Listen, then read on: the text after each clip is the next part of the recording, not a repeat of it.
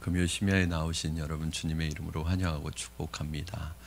하나님을 사랑하는 자 곧 그의 뜻대로 부르심을 입은 자들에게는 모든 것이 합력하여 선을 이루신다고 말씀하셨습니다. 여러분의 삶에 어떤 과정들이든지 그것이 합력하여 선을 이루시는 하나님의 과정의 손길, 보이지 않는 손길이 역사하고 계심을 믿으시고 하나님 앞에 마음껏 찬양하시고 하나님 앞에 다 맡기시고 기도하시면 하나님께서 가장 적절한 하나님의 방법으로 여러분에게 응답하여 주실 줄로 믿습니다. 오늘 설교의 제목을 한번 같이 따라해 보시겠습니다. 외치는 자의 소리. 저는 여러분들이 외치는 자의 소리가 되기를 주님의 이름으로 축원합니다. 예전에 우리나라에서 어떤 큰 어른이나 높은 사람이나 또 왕이 행차할 때 그것을 미리 가서 그 길을 알리고 예비하게 하는 사람이 있었습니다. 마찬가지로 신약에서는 이런 아주 중요한 선구자 한 사람이 나오는데 그 사람이 바로 세례 요한입니다. 그러면 세례 요한으로 말할 것 같으면 어떤 사람이냐? 예수님의 길을 예비하기 위해서 보내심을 받은 자인데, 당시에 여러분들 상황을 잘 아시겠지만 말라기 선지자 이후로 신약 시대까지 무려 400여 년 동안에 하나님의 말씀이 없었습니다. 하나님의 말씀이 없었다는 것은 무슨 말이냐면, 하나님이 어떤 방법으로 말씀을 주시냐면 선지자들을 통해서 하나님의 말씀을 주시는데, 이 400년 동안에 선지자들이 나타나지 않았다는 거예요. 즉 하나님의 음성이 들려지지 않은 이때를 그래서 뭐라고 하냐면 암흑기다. 그리고 신학적인 용어로는 신구약 중간기다 그렇게 말하는데, 이 신구약 중간기를 우리가 암흑기라고 얘기합니다. 왜? 하나님의 말씀이 없기 때문에. 여러분, 여러분의 인생은 지금 암흑기입니까? 아닙니까? 다른 게 암흑기가 아닙니다. 일이 안 풀리는 게 암흑기가 아니라, 내가 하는 일이 실패한 게 암흑기가 아니라, 내가 조금 경제적으로 어려움을 겪고 있는 게 암흑기가 아니에요. 목사님, 전 제 인생이 암흑기를 걷고 있어요. 뭐가 진짜 암흑기인지 아세요? 아무리 모든 게 다 갖추어지고 여러분이 모든 것을 다 누리고 있어도 하나님의 말씀이 없는 게 암흑기예요. 여러분, 이 세상에서 잘 나가고 모든 것 누리고 그러면 그것이 탄탄대로인 것 같죠? 그러나 그 길이 어디로 가는지, 그 길의 끝이 어디 있는지 모른다면 그게 진짜 암흑기예요. 뭐가 암흑기냐면 하나님의 말씀이 안 들리는 게 암흑기예요. 여러분, 내가 말씀을 읽어도 하나님의 말씀이 안 들려지고, 말씀을 들어도 하나님의 말씀이 귀에 들어오지 않고, 말씀을 공부해도 그 하나님의 말씀이 내 마음속에 울리는 울림이 없으면 그게 우리 영혼의 암흑기고 내 인생의 암흑기지 다른 게 암흑기가 아니란 말이에요. 저는 만약에 여러분의 삶이 지금 공고하고 때로는 눈물 흘릴 수밖에 없는 눈물의 골짜기를 다닐지라도 그 눈물의 골짜기를 가는 걸음걸음 한 걸음 한 걸음 뛸 때마다 주의 음성이 들려진다면 여러분의 인생은 잘 가고 있는 것인 줄로 믿습니다. 그런 인생의 그 역사의 암흑기를 지내다가 첫 번째 그 암흑기를 깨트리고 그 여명이 밝아온 빛을 비추는 그런 여명으로 나타난 사람이 누구냐면 세례 요한입니다. 그러니까 여러분, 세례 요한이 얼마나 사람들의 기대를 한 몸에 받았겠어요. 아마 그 모든 사람들은 세례 요한에 대해서 어떤 다른 기대감을 가지고 있었을 것이라는 생각이 들어요. 세례 요한을 보니까 옷차림부터가 심상치 않습니다. 약대 털옷, 그러니까 낙타, 약대는 낙타죠. 약대 털옷을 입고 가죽 허리띠를 둘렀고, 뭘 먹고 사냐면 메뚜기와 석청을 먹고 삽니다. 그리고 어디에 거처를 거하냐면 광야에 있습니다. 자, 여러분 보세요. 입는 것, 먹는 것, 거하는 것, 이거 의식주잖아요. 그렇죠? 그의 관심은 뭘 먹느냐, 뭘 입느냐에 있지 않았습니다. 어디에 사느냐에 있지 않았습니다. 그는 광야에 살아도 괜찮았습니다. 그는 메뚜기와 석청을 먹어도 괜찮았습니다. 어떤 분은 또 메뚜기와 석청이 건강식이라고 아주 잘 먹었다고 그러는데 그런 게 아니에요. 세례 요한은 그런 데 관심이 없었습니다. 세례 요한은 뭐에 관심이 있었냐면 바로 오직 예수 그리스도에게만 관심이 있었습니다. 그렇다고 또 입는 게 신경 쓰지 말라는 얘기 아니에요. 또 우리 양재 집사님 또 양복 좀 하시는데 또 잘 입으셔야 합니다. 그러나 그것은 우리의 본질이 아니라는 거예요. 우리가 뭐에 관심을 가지고 있냐, 무엇을 먹을까, 무엇을 입을까, 무엇을 어디에 살까, 이것이 우리의 본질이 아니에요. 내가 사는 거처가 힘들다, 조금 어렵다고 내 인생이 망가진 거 아니에요. 내가 먹는 게 조금 부실해졌다고 내 인생이 망가진 거 아니에요. 여러분, 왜 그것이 비참하게 느껴지는지 아세요? 예수 그리스도가 내 전부가 아니기 때문에 그래요. 예수 그리스도가 내 전부인 사람은 먹는 거, 입는 거, 거하는 것, 그거 좀 어려워도 그 안에서 천국을 경험하는 거예요. 그래서 이렇게 고백하잖아요. 초막이나 궁궐이나 어디에 사느냐가 중요한 게 아니래요. 초막이나 궁궐이나 내 주 예수 모신 곳이 그 어디나 하늘나라. 저는 여러분이 어디에서든 하늘나라를 경험하기를 주님의 이름으로 축원합니다. 요즘에는 궁궐에 사시는 분들 많죠? 팰리스. 요즘에는 아파트도 팰리스를 붙여야지 이게 잘 나가요. 아파트가 정말 여자분들이 사시기 좋은 것 같아요. 그래서 팰리스인 것 같아요. 그러나 그것이 중요한 게 아닙니다. 여러분, 오늘 이 세례 요한은 바로 온통 예수 그리스도 안에 그 사명을 가지고 있는 사람이었어요. 당시 이 세례 요한에 대해서 몇 가지 오해가 있었는데 몇 가지 오해를 종합해 보면 그렇습니다. 첫째는 위대한 설교자라는 오해가 있었어요. 이 세례 요한은 설교자다. 세례 요한이 얼마나 메시지가 강력했고 얼마나 그 메시지가 충격적이었던지 그 설교를 듣기 위해서 세례 요한은 광야에 있는데 온 그 지역에 있는 사람들이 다 세례 요한으로 몰려드는 거예요. 여러분, 이게 참 말씀의 파워인 것 같아요. 음식점이 맛이 있으면 안 보이는 산속에 있어도 거기까지 차 타고 다 찾아오더라고요. 뭐 이정표도 없는데 다 찾아와요. 여러분, 이 세례 요한의 그 메시지가 얼마나 갈급했겠어요, 여러분. 400년 동안의 이 영적 암흑기 속에서 하나님의 선지자가 신약의 문을 열면서 딱 드러났는데 그 말씀이 얼마나 달콤했겠어요. 달콤하다는 것은 듣기 좋은 게 아니라 굉장히 파워풀하고 강력한 말씀이었지만 성도들의 마음을 시원하게 해주는 말씀이었던 거예요. 그러니까 그 광야로 다 몰려와요. 사람들이 세례 요한을 가리켜서 그리스도가 아닐까, 하늘에 불을 내렸던 엘리야가 아닐까, 그 선지자가 아닐까 생각할 정도였습니다. 그가 사람들에게 영향력을 행사하는 명설교를 했기 때문에 많은 오해를 받은 그리스도가 아닐까. 두 번째 오해는 그러면은 이 세례 요한은 세례 주는 사람이 아닐까. 요단강에서 회개하라고 외치면서 사람들에게 물로 세례를 주기 시작했습니다. 심지어 예수님에게도 물로 세례를 주었습니다. 그래서 그의 별명이 세례 요한입니다. 이것으로 볼 때 그는 세례 주기 위해서 세상에 온 사람은 아닐까 하는 이런 오해가 있었습니다. 세 번째는 그는 사회 개혁가가 아닌가. 옳다고 생각하는 일에 대해서는 그것이 헤롯 왕일지라도, 유대인의 왕일지라도 그것에 대한 비리와 그 부도덕성을 생명을 내놓고 말할 수 있는 사람. 여러분, 이런 사람들을 우리가 뭐라 그러죠? 이 선지자인 거예요. 그렇죠? 선지자가 왜 있는 거죠? 그 사회의 부조리와 부도덕을 가감없이 하나님의 심정으로 말할 수 있는 사람이 선지자예요. 우리는 부정을 알고도 꿀먹은 벙어리처럼 입을 다물고 있을 때가 많습니다. 그러면 안 되는 줄 알면서도 그냥 지나쳐 버릴 때가 많지만 세례 요한은 불의에 대해서 가만히 있지 않았습니다. 심지어는 담대히 외치다가 목이 잘려서 그 머리가 은쟁반에 놓여져 최후를 맞이할 정도로 그는 사회개혁가처럼 보였습니다. 이런 것들을 다 종합해서 볼 때 사람들에게 세례 요한은 어떤 사람으로, 어떤 존재로 인식되었냐면 그리스도로 인식이 되었습니다. 바로 메시아가 아닌가. 그만큼 세례 요한의 등장과 더불어 그의 존재와 영향력은 메시아를 생각나게 할 만큼 강력한 것이었고, 많은 사람들이 메시아를 기다리고 있다가 세례 요한을 보고 메시아라고 생각하게 되었습니다. 여러분, 사람들에게 주목을 받는다는 것은 굉장히 좋은 일입니다. 어떤 면에서 보면 많은 사람들이 사람들의 주목을 얻기 위해서 사는 것 같아요. 우리 학생들은 뭐가 되고 싶냐고 물어보면 그 시대에 가장 잘 나가는 유명 인사가 되고 싶어합니다. 운동선수라든지 스타가 되고 싶어합니다. 왜? 사람들의 주목을 받을 수 있으니까. 우리들도 대부분 그렇잖아요. 이 세상에서 우리가 성공하기를 원하는 이유가 뭐예요? 사람들의 주목과 스포트라이트를 받고 싶어하는 거예요.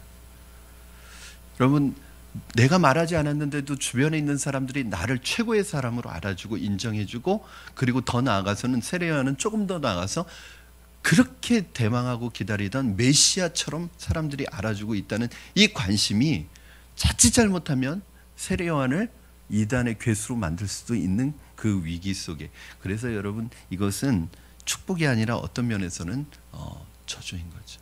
저는 어떤 한 개인이 그 이름과 명성이 점점점 쌓여서 사람들에게 인정을 받아갈 때 그 사람의 위기라고 생각합니다. 사람들이 인정해주는 그 인정이 좋거든요. 저는 그래서 우리가 칭찬할 때도 무조건 칭찬하면 안 될 것 같아요. 아이들을 칭찬할 때도 칭찬보다는 격려를 더 많이 해주래요. 왜냐하면 아이들이 칭찬의 영성에 사로잡히면 칭찬 안 해주면 안 한다는 거예요. 칭찬해주면 뭐든지 하고, 오히려 칭찬보다 격려를 더 많이 해줘야 되고, 누군가를 칭찬할 때도 그냥 그런 속된 말로 그런 말 하잖아요. 입에 발린 칭찬한다. 그냥 진심이 섞이지 않고 그냥 해주는, 그냥 띄우기식 칭찬은 그 사람에게 독이 된다는 거예요. 오히려 그 사람이 더 잘할 수 있도록, 더 성장할 수 있도록 해주는 격려가 섞인 칭찬이 더 좋은 것이죠. 그런데 정작 세례 요한은 자신에 대해서 자신의 본분이 다른 데 있다고 말하고 있습니다. 세례 요한이 이 세상에 온 목적은 바로 오직 예수 그리스도를 증언하기 위해서입니다. 예수님이 하나님의 아들이시고 인류의 구원자이시고 세상 죄를 지고 가는 하나님의 어린 양이라는 사실을 세례 요한은 삶 전체를 통해서 선포하고 증언하였습니다. 태어나서 죽을 때까지 세례 요한을 사로잡은 것은 설교도 아니었고 세례도 아니었고 사회 정의도 아니었고 바로 명예와 성공도 아니었고 바로 예수 그리스도였습니다. 저는 목회자이고 성직자입니다. 따라서 예수님을 위해 사는 것이 당연한 일인지도 모르겠습니다. 그런데 어느 날 제 자신에게 정말 제 삶이 예수님만을 위한 삶인가 하고 자문한다면 가끔 자신이 없어질 때가 있어요. 내가 정말 예수님만 위해서 살고 있는가? 예수님 한 분만 위해서 내 인생 전체가 지금 포커스가 맞추어져 있는가 볼 때 순간순간 저도 정신 차리지 않으면 옆길로 새고 있는 제 모습을 발견할 때가 많이 있습니다. 주변에 신앙생활 잘하는 훌륭한 분들이 많이 있습니다. 하지만 그분들 대부분이 예수님에 미친 것은 아닙니다. 세상 사람들은 예수님에게 미치려고 하지 않습니다. 적당히 다른 사람이 볼 때 괜찮은 사람이라고 여길 정도로 예수님을 믿고 나머지는 자신을 위해서 열심히 살아갑니다. 저는 세례 요한을 통해 많은 사람들과 함께 은혜 받고 싶은 부분이 무엇이냐면, 우리가 과연 예수에게 미치고 있는가? 인생의 희노애락을 예수님과 함께 하는가? 대부분의 사람들이 일주일에 한 번 아니면 두세 번 교회에 나오는 것으로 만족하며 살고 있습니다. 그런데 그들 안에 정말 예수님이 계시는지 자문했을 때 확실하게 대답할 자신이 없는 분들이 많다는 거예요. 그렇다면 여러분, 어떻게 하면 예수에 미칠 수 있을까요? 어떻게 하면 예수님만으로 살아갈 수 있을까요? 제자훈련에서 읽는 첫 번째 책이 뭐냐면 예수라면 어떻게 하실 것인가, 찰스 쉘던의 책을 첫 번째로 읽습니다. 예수에 미친다는 것은 뭐냐면 광신도가 된다는 뜻이 아닙니다. 내 삶 전체가 주님으로 인해서 이루어지고 있는가, 주님을 증거하는 데 쓰여지고 있는가, 주님의 생각과 주님의 마음과 주님의 심장과 주님의 손과 발을 가지고 살아가. 그게 사실은 신앙인데 우리는 신앙의 기본을 굉장히 높은 수준의 신앙으로 생각할 때가 많습니다. 갈라디아서 2장 20절 말씀에 내가 그리스도와 함께 십자가에 못 박혔나니, 이게 사실은 신앙이거든요. 우리가 믿음을 갖는다는 건 뭐냐면 나의 옛사람은 십자가와 함께 못 박히고 예수님과 함께 부활하는 것, 이게 우리 신앙생활이에요. 그냥 가장 기본적인 신앙생활이에요. 내가 그리스도와 함께 십자가에 못 박혔나니 그런즉 이제는 내가 산 것이 아니요 오직 내 안에 그리스도께서 사신 것이라. 이제 내가 육체 가운데 사는 것은 내가 구원받고 예수님으로 인해서 구원받았는데도 천국으로 가지 않고 하늘나라로 가지 않고 이 땅에 몸을 가지고 40년, 50년, 60년을 계속 살아가는 이유는 나를 사랑하사 나를 위하여 자기 몸을 버리신 하나님의 아들을 믿는 믿음 안에서 사는 것입니다. 여러분, 이게 신앙입니다. 여러분, 이렇게 되면은 어떻게 되겠어요? 저가 내 안에, 내가 저 안에 있으면 이 사람은 과실을 많이 맺나니 나를 떠나서는 아무것도 할 수 없습니다. 이게 신앙생활이에요. 주님이 우리 안에 계시고 우리가 주님 안에 계셔서 이제는 주님 떠나서는 아무것도 할 수 없다고 고백하는 게 신앙입니다. 그래서 우리가 사실은 예수라면 어떻게 할 것인가 그 책을 읽으면서 굉장히 충격을 받잖아요. 모든 행동을 할 때 예수님이라면 어떻게 할 것인가를 질문하고 행동하는 거예요. 내가 만약에 지금 예수님이라면, 지금 예수님이 내 상황이라면 예수님은 지금 어떻게 말하실까? 예수님은 어떻게 행동하실까? 예수님은 어떤 결정을 내리실까? 여러분, 근데 놀라운 것은요, 우리가 그렇게 한번 질문해 보면 예수님이 어떤 말을 하실지, 어떤 결정을 내리실지, 어떻게 행동하실지 다 안다는 거예요. 문제는 내가 그렇게 살지 못하는 게, 알아도 그렇게 못 산다는 거예요. 그래서 여러분, 오늘 기도하실 때 하나님의 뜻을 알게 해주세요, 이렇게 기도하지 마세요. 뜻 가르쳐줘도 안 살잖아요. 하나님의 뜻에 순종할 수 있게 해달라고 그렇게 기도하시기 바랍니다. 여러분, 이렇게 예수에 미친 사람이 어떻게 하면 될 수 있습니까? 그 첫 번째가 뭐냐면 바로 내가 이 땅에 보냄받은 내 삶의 정체성과 사명을 아는 거예요. 요한이 이 땅에 보냄받은 것, 이 땅에 태어난 것은 어느 날 우연히 그냥 부모님 사이에서 우연히 태어난 게 아닙니다. 오늘 요한은 이거에 대한 분명한 인식을 가지고 있었는데 자기는 외치는 자의 소리예요. 뭘 외쳐요? 미리 주님이 오실 길을 준비하기 위해서 주님 오시기 전에 미리 보냄받은 외치는 자의 소리라는 거예요. 예수님보다 세례 요한이 6개월 먼저 태어났습니다. 그래서 예수님이 공생의 일을 시작하시기 전에 그 길을 닦고 있는 거예요. 이 외치는 자의 소리를 위해서, 이 사명을 위해서 하나님께서 세례 요한을 부모님을 통해서 보내주신 거예요. 부모님은 나를 우연히 낳았을지 모르지만 하나님은 나를 우연히 보내신 게 아닙니다. 하나님은 분명한 목적이 있어서 보냈어요. 세례 요한이 이걸 깨달은 거예요. 이걸 아는 거예요. 내 인생의 목적과 내 인생의 소명과 내 인생의 사명을 알기 때문에 그것이 뭐냐면 예수 그리스도를 증언하는 삶, 예수 그리스도를 나타내는 삶, 예수님을 드러내는 삶이 자신의 인생의 목적이고 소명인 걸 알기 때문에 그걸 위해서 미칠 수 있는 거예요. 제가 늘 말씀드리잖아요, 여러분. 사명이 뭐냐? 이걸 위해서 죽을 수 있는 게 사명이라고. 여러분, 내 목숨 걸어도 아깝지 않은 게 있습니까? 어떤 일에 내 목숨을 걸어도 아깝지 않은 게 있습니까? 그게 여러분 사명입니다. 그런데 반대로 내 인생을 걸 만한 일이 없다는 것은 불행한 일입니다. 왜요? 목적 없이 살고 있는 거예요. 사명 없이 살고 있는 거예요. 방황하고 있는 거예요. 교회를 얼마나 잘 참석하느냐, 예배를 얼마나 잘 참석하느냐, 이 문제가 아니에요.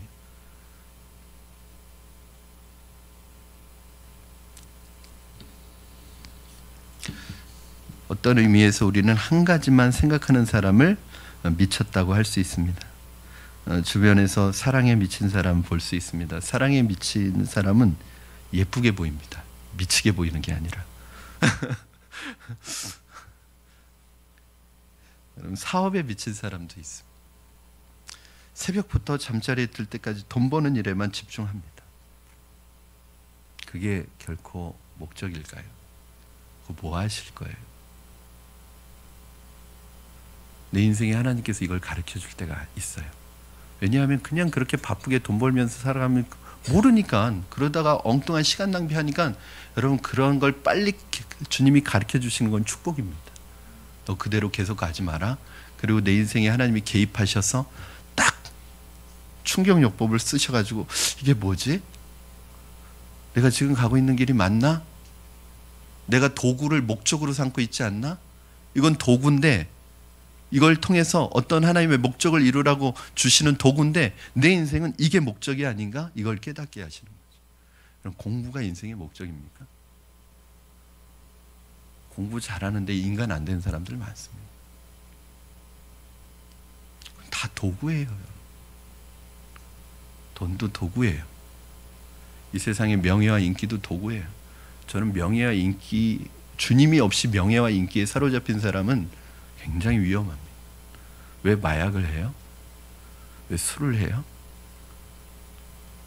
이런 가수들이요, 대박 터지고 나면 그 다음에 데뷔할 때, 컴백할 때는요, 그 불안감을 견딜 수 없어서 그래서 마약하는 거예요. 또 성공해야 되는데, 전번것만 못한 성공이 안 되면 안 되는데, 이번에도 지난번처럼 대박 터뜨려야 되는데, 그 불안감은 기본, 우리 평범한 사람들이 상상할 수 없는 것입니다. 그거는 뭐냐면, 목적이 아니라 도구를 목적으로 살고 있는 사람은 다른 것에 미칠 수밖에 없습니다. 무엇에 미치느냐가 그 사람을 말해주죠.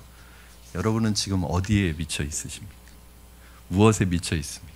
저는 미친다는 말이 나쁘다고 생각하지 않아요.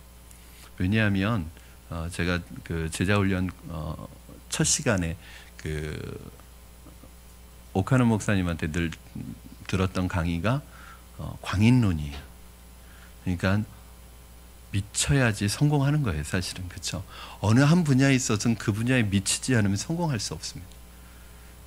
마찬가지로 여러분, 우리가 이 세상에서 예수로만 승리하려면, 예수로만 이기려면, 예수로 충만해지려면 예수에 미치지 않으면 안 됩니다.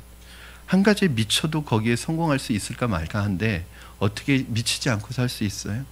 세례 요한은 예수님에게 미친 사람입니다. 무언가에 미치지 않는 집중해 있는 사람의 특징이 뭐냐면, 한마디로 겁과 두려움이 없어져요. 저는 여러분이 정말 예수님에게 미치면 여러분을 둘러싸고 있는 모든 환경과 상황을 겁과 두려움이 없어질 줄로 믿습니다. 왜 여러분 지금 그렇게 겁나는 줄 아세요?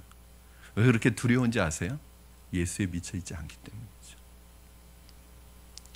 제가 교회를 개척하면서 모교회 목사님과 또 성도들 앞에서 고백했던 게 있습니다. 하나님, 순교의 각오로 하겠습니다. 죽을 각오로 하겠습니다. 여러분, 죽을 각오로 하는데 그건 거의 미친 거거든요. 제 그 밴드에 있는 제 소개글을 보면 뭐라고 돼 있죠, 강 집사님? 아이, 그거 말고요. 그건 카톡에 있는 슬로건이고, 제자 반 밴드에. 그렇죠. 제자 훈련에 미친 목사라고 돼 있었잖아요. 저 제자 훈련에 미쳐 있습니다. 안 그러면 어떻게 4반을 해요? 4반 3시간씩. 일주일에 12시간을 설교도 아니고 10번의 설교와, 여러분 10번의 설교하는 것보다 더 어려운 건 그 설교를 준비하는 데는 새벽 설교도 한 3시간 걸린다는 거예요. 그럼 수요 예배, 금요 심야, 주일 예배 준비하는 거는요, 하루를 꼬박 드립니다. 그러면서 4반을 제자 훈련을 해요. 거기에다 성경대학 2반을 해요. 미치지 않으면 못하는 거예요. 여러분, 예수님에게 미치면요, 내 주변이 안 보입니다. 어려운 상황 물론 있죠. 근데 그게 안 보여요. 주님만 보여요. 내 목표만 보여요. 주님이 내게 주신 목적만 보여요. 그런데 놀라운 것은, 이게 보이지 않는다고 해서 내가 주님을 향해서 가면 이거는 덮어두는 거냐, 그게 아니라 이게 주님이 손 대신.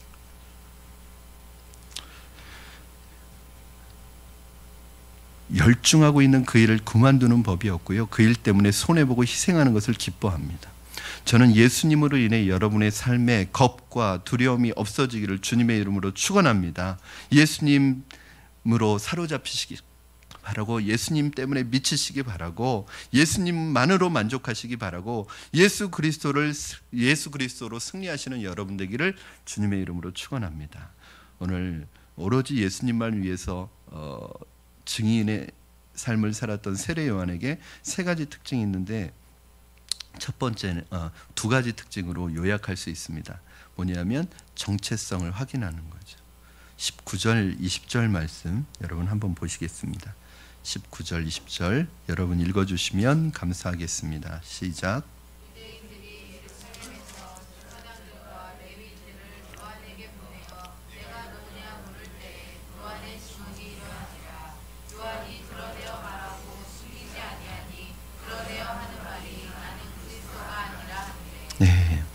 여러분, 세례 요한이 설교와 세례와 기적으로 사회적 변화를 몰고 오자 유대인들이 보낸 사람들이 찾아와서 네가 누구냐, 이거는 왜냐하면 사인이거든요. 이거는 메시아만 할 수 있는 일들이니까 와서 너 누구냐, 너 정체가 뭐냐, 이렇게 묻습니다.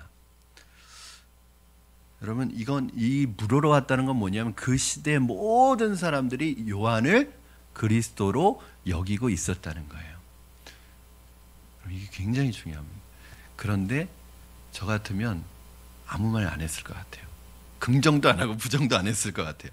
여러분, 부정 안 하면 그거 뭐죠? 긍정이죠. 대부분의 그 능력을 행하는 그런 사람들이 갑자기 이단의 교주가 된다든지 갑자기 잘못된 길로 빠진다든지 너무 큰 권력과 이것이 주어지는 그 목회자들이 갑자기 어느 날 쓰러지는 이유는 대부분 여기 있습니다. 자기가 그리스도가 되는 거예요. 자기가 메시아가 되는 거예요. 자기가 왕이 되는 거예요. 겸손해야 합니다. 저는 늘 이 부분에 있어서는 다윗을 생각합니다. 다윗은요, 늘 왕으로 있으면서도 자신이 하나님의 대리자, 목자라고 생각했어요. 이 양들은 하나님의 양이라고 생각했어요. 내 양이 아니라 하나님의 양이라고 생각했어요. 이번 제자훈련 인터뷰를 아직 진행 중인데 우리 집사님들 인터뷰 합격하신 후에 제가 뭐라고 하냐면 이제 예수 그리스도의 제자로 훈련될 것입니다. 인간 목자인 저를 의지하지 마시고 정말 예수님을 따르는 예수님의 제자가 되시라고 그렇게 말씀을 드렸어요. 여러분, 저도 점점 만약에 저에게 어떤 힘이 생기고 어떤 사이즈가 커지면 그런 유혹을 계속 받을 거예요. 그리고 사람들이 저를 인정해주고 칭찬해주고 격려해줄 때마다 아마 제가 착각할 수도 있을 것 같아요. 그리스도가 아닌가, 내가 주님처럼 행세하고 내가 그리스도처럼 행세하고 내가 왕처럼 행세하고. 그러니까 많은 한국교회 대형 교회든지 어느 정도 사이즈가 커지면 목사님이 왕이 되는 거예요. 절대 권력이 되는 거예요. 저는 우리 장로님께도 그런 말 한 적이 있습니다. 당회가 왜 있느냐? 목사님 브레이크 걸으라고 있는 거예요.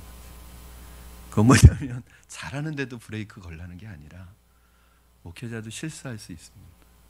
잘못된 생각을 할 수 있습니다. 그러면 그것에 대해서 브레이크를 걸어주셔야 돼요. 그거 제대로 하지 않으면 직무유기하시는 겁니다. 그건 목회자를 사랑하는 게 아닙니다. 왜냐하면 목회자가 신이 아니고 그리스도가 아닌 이상 실수할 수 있고 잘못 생각할 수 있어요. 그러면 기도하시는 분들이 그걸 같이 막아주셔야 합니다. 저는 그런 분들이 주위에 많았으면 좋겠어요. 그러나 반대를 위한 반대가 아니라 정말 저를 사랑해서 반대해 주시면 그런 분들이 제 주위에 많았으면 좋겠고 저 그런 분들을 가까이 하고 싶어요. 무조건 제 말에 오케이 100% 찬성, 공상단도 아닌데 만장일치 나오고 이런 거 안 하셨으면 좋겠어요. 만장일치 나오면 그냥 나는 그냥 한번 반대 손 들어주세요. 그래야 그래야죠. 근데 또 이것만 기억하시고 또 반대를 위한 반대하시면 안 됩니다. 저는 정말 그래요. 여러분, 만약에 정말 주님의 교회와 나라와 저를 위해서 반대해 주시면 기꺼이 받겠습니다. 그리고 앞으로 저희 교회는 당회가 없거든요. 이제 이번에 장로님 되시고 당회는 2분의 장로님이 있어야 당회가 형성이 되거든요. 당회뿐만 아니라 운영위에서도 어떤 의견을 내놨을 때 만약에 반대하시면 안 할 거예요. 그리고 무르익을 때까지 기다릴 거고 저도 생각해보고 기도해보고 모든 분들의 의견이 모아지면 그때도 늦지 않아요. 당회가 브레이크를 걸면 그건 하나님이 브레이크 거시는 거거든요. 여러분, 세례 요한이 자신의 정체성에 대한 질문에 숨기지 않고 분명하게 대답합니다. 나는 그리스도가 아니다. 세례 요한의 대답은 세상 사람들의 기대를 전면 부인하는 것입니다. 우리의 위기는 사람들이 유명인, 훌륭한 사람, 스타, 슈퍼맨으로 불러줄 때 거절하지 못하고 받아들이는 거예요. 이것이 자신의 사명이 무엇인지 모르기 때문입니다.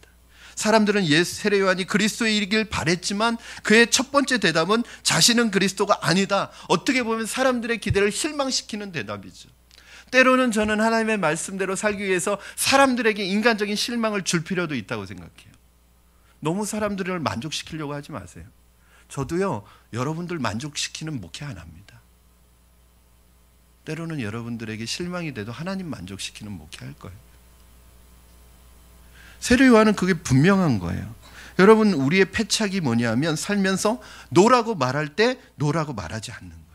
그 이유는 사람들의 기대와 생각에 적당히 타협하고 그들의 의견을 받아들이기 때문입니다. 그러나 노라고 말하지 않기 때문에 바로 혼돈과 섭섭함과 괴로움과 어려움이 또 오는 거예요.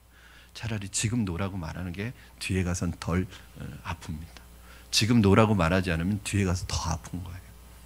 21절에서 22절 말씀 같이 읽겠습니다. 시작. 또 묻되 그러면 누구냐? 내가 엘리야냐? 이르되 나는 아니라. 또 묻되 내가 그 선지자냐? 대답하되 아니라. 또 말하되 누구냐? 우리를 보낸 이들에게 대답하게 하라. 너는 내게 무엇이라 하느냐? 세례 요한은 자신이 그리스도가 아니라고 분명히 말합니다. 세례 요한은 자기를 어떻게 소개하고 있습니까? 23절이 너무너무 중요한 구절이죠. 자, 우리 같이 한번 읽겠습니다. 시작. 이르되 나는 선지자 이사야의 말과 같이 주의 길을 곱게 하라고 광야에서 외치는 자의 소리로라 하니라. 아멘. 사람들이 와서 정체를 묻자 세례 요한은 내 생각에는 사람들이 말하기를 이렇게 말하지 않았어요. 자신의 정체성과 자신의 소명과 자신의 사명을 얘기할 때 내 생각에는 이게 사명인 것 같아요. 천만에 그건 사명 아닙니다. 내 생각에는 사람들이 그러는데 이게 소명, 천만에요. 소명과 사명을 논할 땐 사람들의 생각이 별로 중요해요. 뭐라고 얘기하냐면 성경에서 말씀하시는 바에 의하면 이사야 선지자의 말과 같이 여러분 광야에서 외치는 자의 소리라. 우리는 세례 요한처럼 하나님께서 부여해 주신 사명으로 자신의 삶을 결정해야 합니다. 우리의 삶은 내가 그렇게 살고 싶다고 살 수 있는 게 아니에요. 여러분, 내가 이거 하고 싶다고 할 수 있는 게 아니에요. 주의 종 하고 싶다고 할 수 있는 게 아니에요. 목사 하고 싶다고 할 수 있는 게 아니에요. 어떤 분은 목사가 꿈인 분이 있어요. 그건 꿈 아니에요. 여러분, 목사를 꿈으로 생각해서 목사가 되려고 하면 안 됩니다. 목사로 부르심을 받아야 돼요. 여러분, 지금 제가 전에도 말씀드렸지만 제가 총신에서 성결신대 대학원에서 졸업하고 잠깐 교단에 실망을 느껴서 교단을 옮기려고 총신으로 편입해서 갔었어요. 총신에서 1년 정도 공부하고 다시 이제 그때 돌아오면서 시내가 푸른 나무 교회로 가게 됐는데 총신은요 1년에 목사가 700명 정도가 배출됩니다. 1년에. 그럼 상상이 가세요. 그러면 2년, 3년, 10년만 해도 이게 몇 명이에요? 이거 좀 줄어든 거예요. 한 10년 전만 해도 1년에 1000명이 배출됐어요. 신학교에서 신학생이. 근데 교육부에서 경고 먹어가지고 줄인 거예요. 여러분, 한 교단 신학교에서 1000명이 배출됩니다. 그러면 전체 교단 전국에서 배출되는 인원하면 말도 못해요. 그러니까 무임 목사가 생기는 거예요. 그러니까 목사로 임직받고 택시 운전하는 거예요. 그래서 제가 총신에 있을 때 그런 얘기도 들었습니다. 총신 택시 회사 만들자. 이 무임 목사님들 어떻게 하냐. 저희 성결교회 헌장에 보면 임지 없이 5개월인가 6개월 지나면 목사 그 직을 파직합니다. 목사로 살지 않은, 사역을 하지 않으니까. 그런데 지금 그런 거예요. 교회는 그대로고 교회는 개척은 안 하고 기존에 있는 교회로 졸업하는 그 인원들이 다 들어가려니까 이게 당연히 부족하죠. 그런데 또 개척은 안 해요. 그 인원들이 다 어디 가겠어요? 지금 가장 많이 있는 곳이 택시 회사에 가장 많이. 여러분, 왜 이런 일이 일어나는지, 이거 신학교가 정신 차려야 돼요. 인원 줄여야죠. 정원. 신학교 가보니까 별의별 사람들 다 오더라고요. 내가 목사 되고 싶어서 오는 거예요. 그게 꿈이래요. 여러분, 목사가 꿈인 사람은 목사가 되는 순간 타락합니다. 교사가 꿈인 사람은 교사가 되는 순간 타락합니다. 사업가가 꿈인 사람, CEO가 꿈인 사람은 CEO가 되는 순간 타락합니다. 왜? 그 다음부터는 꿈이 없어지거든요. 어떤 목사가 되느냐가 중요하죠. 어떤 교사가 되느냐가 중요하죠.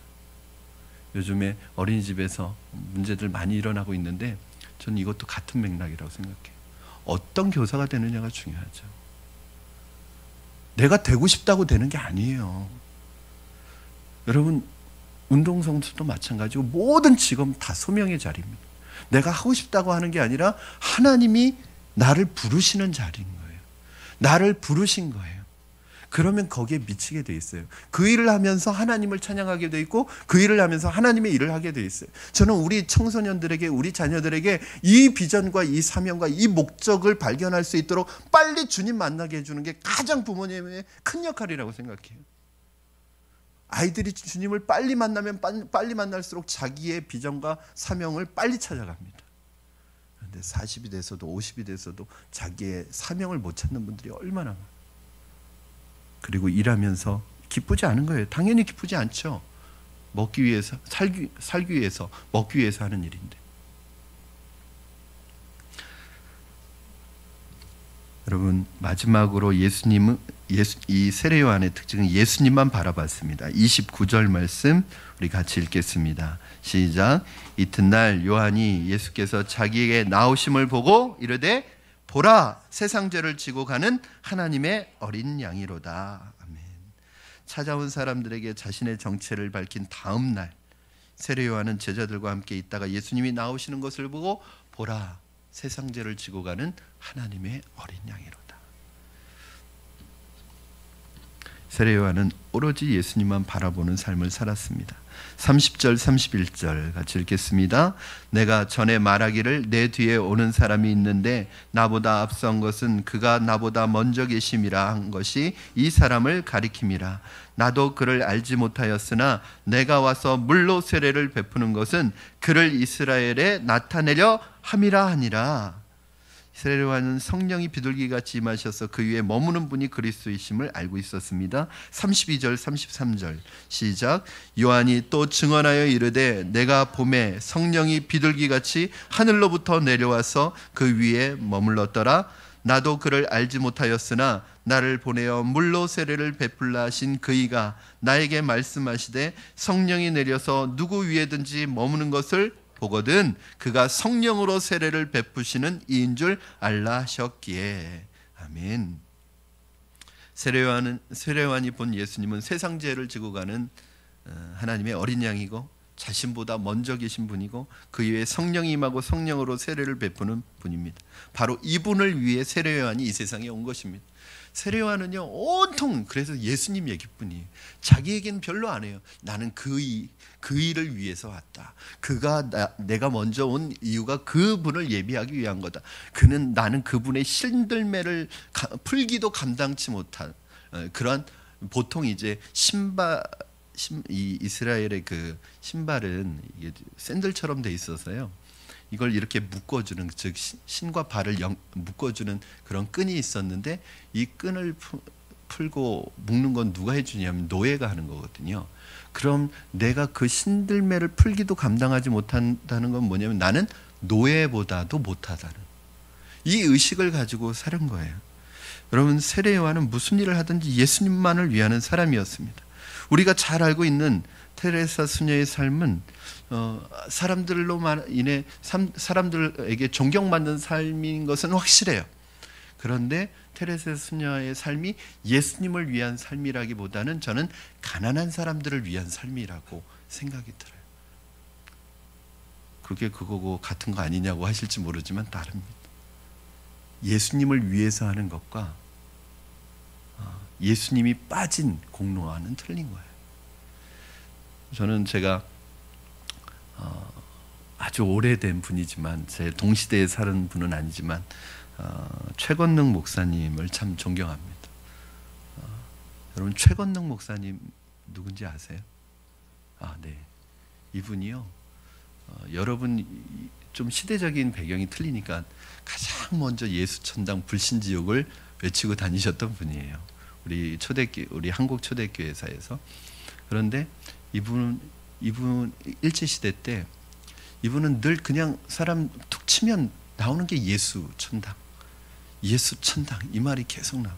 이 목사님이 일본 순사에게 잡혀가지고 고문을 당했대요. 근데 고문을 당하는데도 계속 때릴 때마다 예수, 때리니까 천당, 예수, 천당, 예수. 그 얘기가 듣기 싫어가지고 고문을 못했다는 거예요. 왜냐하면 전도당하는 느낌이 들더래요. 이러다가 내가 예수 믿을 것 같아가지고 고문을 못했대요. 믿거나 말거나. 들리는 말이 정말인지 아닌지 모르겠지만 그런 이야기가 들려 내려옵니다. 저는 그분의 열정이 부럽습니다. 저와 여러분의 삶에 이와 같이 예수님만 위한 삶, 예수님으로 가득 차서 누가 나를 건드리면 예수만 나오기를 주님의 이름으로 축원합니다. 그래서 건드리기만 하면, 입을 열기만 하면 예수가 나오고 예수가 증거되어지고, 우리의 입술에 내 이야기가 아니라 오늘 세례요한처럼 어디 가서 무슨 얘기를 하든 결론은 다 예수인 이 사람처럼, 이것이 자기가 이 땅에 온 이유인 것처럼, 저와 여러분이 어떤 직업을 가지고 어떤 자리에서 무슨 일을 하든지 우리가 하는 일은 다 다르지만, 우리가 감당하고 있는 일은 다 다르지만 그 일의 근본은 다 예수이기를 주님의 이름으로 축원합니다. 복음이기를 바랍니다. 이것이 바로 우리가 이 땅에 보내심을 받은 이유고, 우리가 주님의 그리스도인으로 부르심을 받은 이유예요.